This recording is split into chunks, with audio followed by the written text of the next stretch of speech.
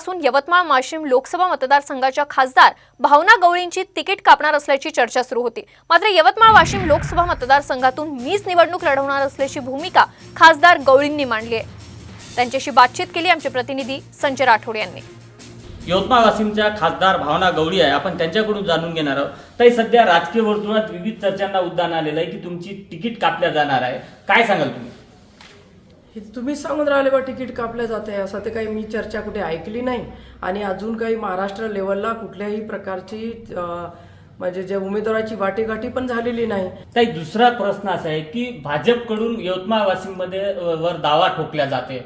जर भाजपनं त्यांच्याकडे हा मतदारसंघ जर घेतला तर तुम्ही भाजपच्या तिकीटवर लढणार?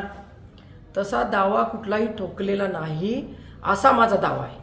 त्याच्यामुळे तिकीट बदललं किंवा काय कुठल्या चिन्हावर लढायचं ते हे वरिष्ठच ठरवतील।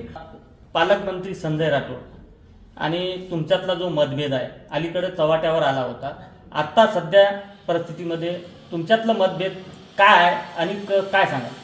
काय तुम्ही नेहमी एकच विषय असते, चव्हाट्यावर आला, मतभेद आहे, कोणचं मी त्यांना कोणत्या पद्धतीने विरोध केला ते तरी मला या ठिकाणी आपण मीडियाच्या माध्यमातून मी तुम्हाला विचारू इच्छिते कोणचा केलेला आहे। आणि राहिला विषय ते पालकमंत्री आहेत, त्यांचा मतदारसंघ त्यांना सुटलेला आहे, माझा मतदारसंघ माझ्यासाठी आहे, त्याच्यामुळे चर्चा करण्यात काही अर्थ नाही। एकच विषयाला किती वेळ तुम्ही बोलणार?